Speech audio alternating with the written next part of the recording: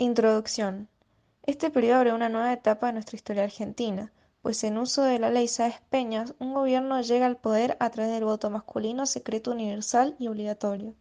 Comienza en 1916, año en el que asume el primer presidente de este periodo, Hipólito Yrigoyen, y concluye en 1930, cuando el mismo presidente, ya en ejercicio de su segundo mandato, es derrocado por una revolución, hecho sin precedentes en nuestra historia.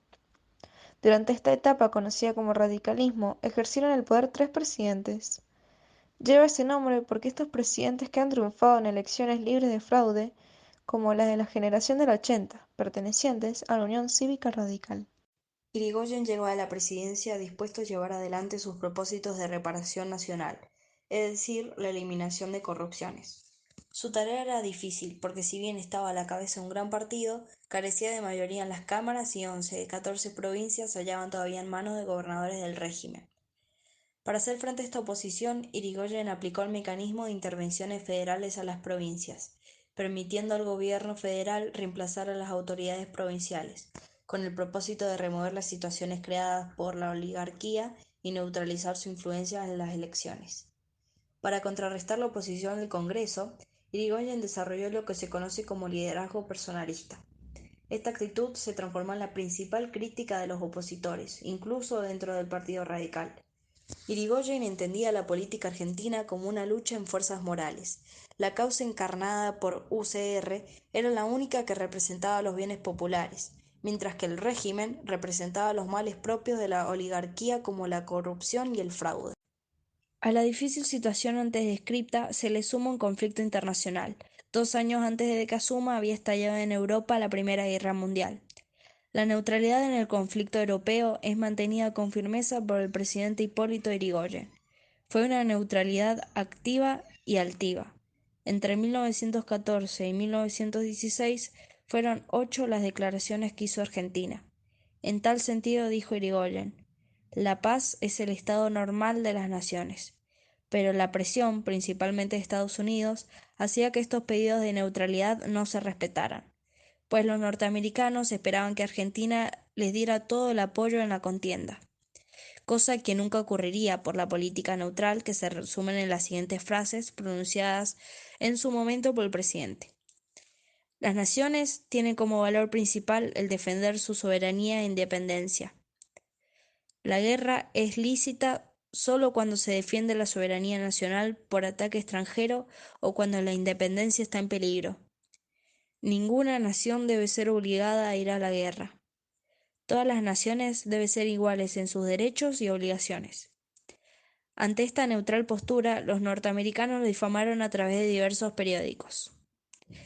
La paz fue firmada en 1919 por iniciativa del presidente Woodrow Wilson. Se formó una sociedad de naciones para la estabilidad futura del mundo. Irigoyen ordenó a un ministro argentino en París que se adheriese al propósito de Wilson. La Semana Trágica de 1919. En enero de 1919, un grupo de obreros hacen paros y huelgas de forma pacífica, reclamando mejores condiciones laborales. Pero el socialismo y el anarquismo intervienen, transformando la huelga en un caos. Comenzaron a enfrentarse violentamente, los tiroteos eran cada vez más violentos y los muertos aumentaban en ambos lados. Se declaró una huelga general. Irigoyen decía que intervenga el ejército, llevando el levantamiento a su fin. Se llega a un acuerdo y se les concede a los obreros un aumento de sueldo, disminución de horas de trabajo y vacaciones. La Patagonia rebelde o trágica. En el sur chileno y argentino, la situación se agravó por la caída del precio de la lana tras el fin de la Primera Guerra Mundial, que provocó una enorme desocupación. En julio de 1920, una huelga del sur chileno fue aplazada por el gobierno, y sus dirigentes buscaron refugio en la frontera argentina. En agosto del mismo año comenzaron a estallar huelgas en Santa Cruz, iniciándose el ciclo que se conoce históricamente como la Patagonia Trágica o la Patagonia Rebelde. Ante la extensión de la huelga en noviembre de 1920, Irigoyen ordenó al teniente coronel Varela marchar con la caballería a la zona y negociar con los huelguistas y patrones estacioneros. Logró un acuerdo satisfactorio para los trabajadores. Pero cuando Varela dejó Santa Cruz, los estacioneros no cumplieron con lo pactado y comenzó a crecer el malestar, alentado por los dirigentes anarquistas como Antonio Soto. La huelga volvió a estallar en octubre de 1921, con mayor intensidad que el año anterior. Nuevamente el teniente coronel Varela tuvo en sus manos la solución del problema planteado, pero esta vez actuó de manera muy diferente, ya no con actitud negociadora. En 1923, el anarquista alemán Kurt Wilkens asesinó a Varela arrojándole una bomba y disparándole 6 tiros cuando éste salía de su casa. La política reformista tenía algunas medidas, como garantizar una movilidad social ascendente, acceso a cargos públicos y a la educación. En 1919, Estados Unidos asciende como primera potencia económica mundial. En Argentina, esto se ve reflejado ya que las inversiones norteamericanas empezaron a desplazar a las tradicionales de origen británico, sobre todo en áreas clave como frigoríficos, electricidad y transporte. A diferencia de lo ocurrido en Gran Bretaña, los Estados Unidos producían grandes volúmenes de carnes y cereales, que eran los principales rubros de exportación de la Argentina, por lo que la relación comercial no era recíproca. Se estableció entonces un esquema de comercio triangular, por el cual Argentina exportaba a Europa sus productos agrícolas y con las divisas obtenidas de esas ventas importaba de los Estados Unidos los bienes manufacturados. A pesar de esto, la situación de Argentina continuaba siendo de vulnerabilidad y dependencia económica, ya que las relaciones no eran recíprocas y dependían del comportamiento de las grandes potencias. Estados Unidos logró protagonismo en este comercio triangular, pero Gran Bretaña siguió siendo el principal mercado de las exportaciones argentinas y por lo tanto la más importante fuente de ingresos para nuestro país. Marcelo Torcuato de Alvear fue nieto del famoso general Alvear. Desde el principio luchó contra el régimen desde la USR junto a Irigoyen. En 1917, el presidente Irigoyen lo nombra ministro por lo que tiene que viajar a París. La Constitución en aquel entonces no permitía la reelección de Irigoyen. En marzo de 1922, los radicales se reúnen para elegir a su candidato.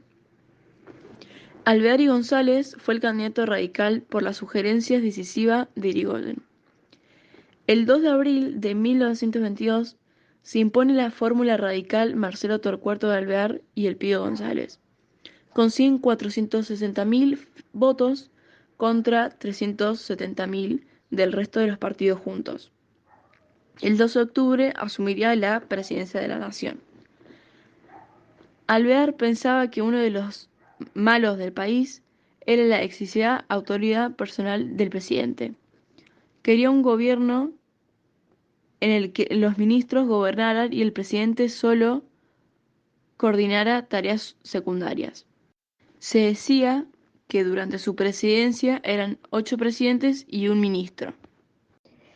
Alvear manifestaba su disconformidad con las medidas del patronazgo estatal y las intervenciones federales por decreto del gobierno de Hipólito Yrigoyen. El irigoyenismo, en reacción, profundiza las luchas internas dentro del radicalismo, su ruptura y división en personalistas y antipersonalistas. Los personalistas, también llamados peludistas por el incondicional apoyo a Irigoyen, el peludo, son los partidarios de Irigoyen, respaldados por líderes barriales de sectores medios urbanos. Se consideraban ellos mismos la verdadera esencia del radicalismo. Y los antipersonalistas, que por su estilo afrancesado, Irigoyen los llamaba galeritas. Eran un grupo heterogéneo de políticos radicales que se oponían al personalismo y figura de Irigoyen. Reclamaban mayor respeto a las atribuciones del Congreso. En 1924 se forma la Unión Cívica Radical Antipersonalista, que da la ruptura definitiva. Liderada por Leopoldo Melo y Vicente Gallo, que constituyeron un bloque separado en el Congreso, y en 1928 presentaron sus candidatos a elecciones.